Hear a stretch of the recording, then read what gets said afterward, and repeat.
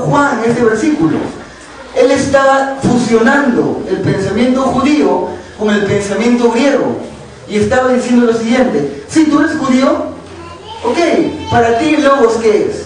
Para ti el logos es la acción, el poder de Dios. Si tú griego, tú eres griego. Para ti el logos, ¿qué es? Y el griego decía, bueno, para mí el logos es lo que sostiene el universo, es el creador de todo. El logos es el cosmos, no es el caos. Y entonces Juan dice, Jesús es el logos. Y los judíos dicen, no puede ser.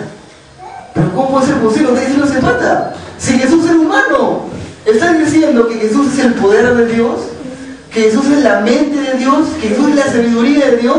Y el griego se calaba los pelos y decía, no, ¿cómo puede ser posible que digas eso?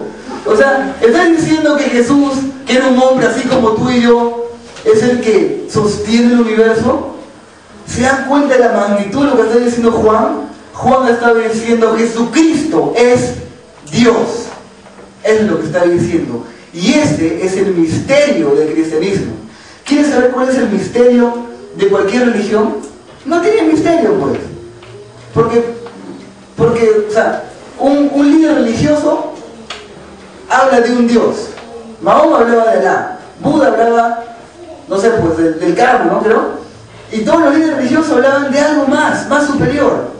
Pero Jesús hablaba de sí mismo. El misterio del cristianismo es que el logos, la palabra de Dios, la palabra que sale de la boca de Dios, se hizo carne. ¿Y quién es? Jesucristo. Eso es la palabra de Dios. Y eso es lo que dijo Juan. Ahora vamos con la segunda palabra subrayada. ¿Cuál es la primera palabra subrayada del versículo? Palabra. Y la segunda es viva. La palabra de Dios es viva. A ver, ¿quién no ha leído la Ilíada? ¿Quién no ha leído? ¿Quién no ha leído? ¿Lo? Sí. O sea, ¿quién no ha leído la Ilíada? Casi todos hemos leído, ¿sí o no? A excepción de algunos. A ver, otra obra conocida, díganme. El Principito. ¿Quién no ha leído El Principito? Oye, pero El Principito es una obra bonita. A ver, otra. ¿Cómo se llama esa obra de un pájaro, de un gallo? El Caballero Carmelo. El Caballero Carmelo. ¿Quién no ha leído El Caballero Carmelo? Ok. Nosotros, nuestra vida está llena de obras y de libros que hemos leído. El domingo siguiente voy a traer El Caballero Carmelo y voy a decir, bueno muchachos, vamos a hacer un estudio del Caballero Carmelo. El gallo tenía plumas.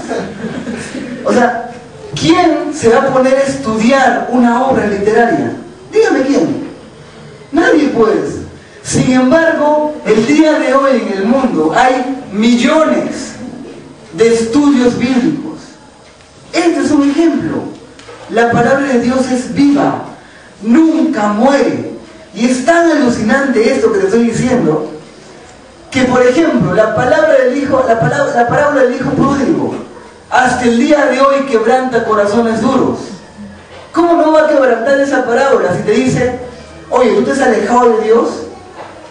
Ya pues, te has alejado. ¿Sabes qué? Dios no te ha cerrado la puerta, al contrario. Por ejemplo, cuando el hijo pródigo dice que se estaba acercando a su casa, le iba a decir, Padre, he pecado contra ti, no merezco ser llamado tu hijo, cuéntame como uno de tus siervos.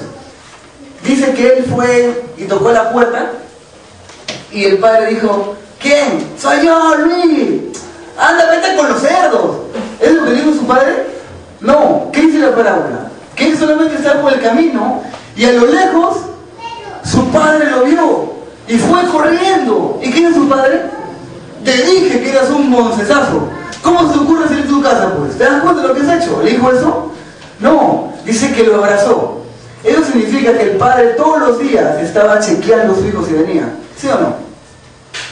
O sea, su padre no estaba esperando en su casa. Él estaba en la puerta, mirando y esperando que su hijo volviera.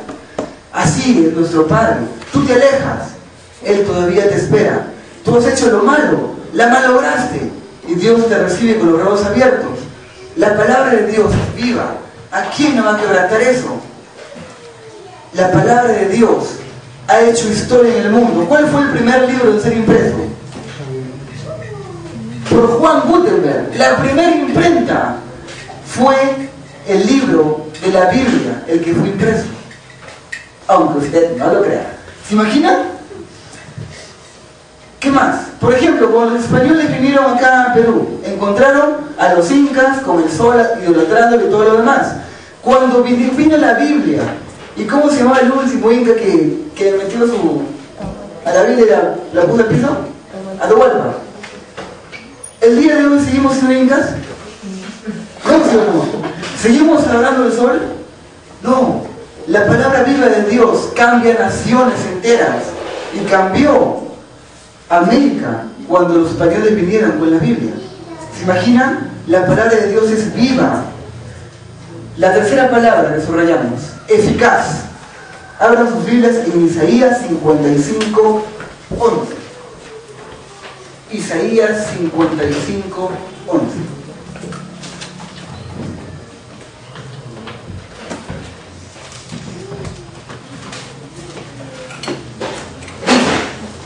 Dios está hablando y dice: así será mi palabra que sale de mi boca. No volverá a mí vacía, sino que hará lo que yo quiero y será prosperada en aquello para que la envíe. Según el diccionario de Real Academia Española, eficacia significa capacidad de lograr el efecto que se desea. Por ejemplo, Cristian, compra un poquito de la grasa, carita. Bueno, yo estoy prefiriendo una palabra. ¿Él me va a hacer caso? A la chiquita. De repente vamos a hacer un cambio más claro. Elmer, por favor, ¿pueden ser canguros por mí? ¿O puedo ponerte en planchas? No, pues, él no lo va a hacer. Porque mi palabra no es eficaz. No logra el efecto que yo quiero. Sin embargo, la Biblia dice que la palabra que sale de la boca de Dios es efectiva y hace lo que Él quiere. Cuando el primer discurso de Pedro para las personas que no eran cristianas, ¿cuántos cristianos habrán existido en este momento? A lo mucho 120. Y cuando Pedro dijo: arrepiéntanse, porque el reino de Dios se acerca. Ustedes han matado a Jesucristo, el autor de la vida. ¿Cuántas personas creen que se arrepintieron? 3.000 personas. O sea, en un solo día. Yo no cabía ya un lugar para abarcar a tantos cristianos. La palabra de Dios fue eficaz. Cuando tú predicas, la palabra de Dios es eficaz, aunque no lo creas. Pero Luis, no, hasta ahorita nadie se ha arrepentido conmigo. Yo predico, pero no pasa nada, Luis, es que no tengo el don, dice. Cuando tú hablas, por ejemplo, ¿ya? A ver, yo le digo a Helen no cristiana, por ejemplo, ¿ya? O sea, en el ejemplo, ¿ya? Tú eres cristiana. ¿Ya? Helen no es cristiana y yo le digo: Helen, la Biblia dice que Dios te ama. Y la semillita de la palabra de Dios queda en su corazón. Y Helen dice: ay, Luis, no molestes. Pero pasan los años y Helen llega a los 50 años y le pasa algo en su vida y alguien le habla de Dios y en ese momento en su mente recuerda la palabra de Luigi que le dijo: oye Helen, Dios te ama. Y Helen se arrepiente. La palabra de Dios, aunque no parezca, va a quedar en el corazón de cada persona. Y en el día en que tú más lo pienses,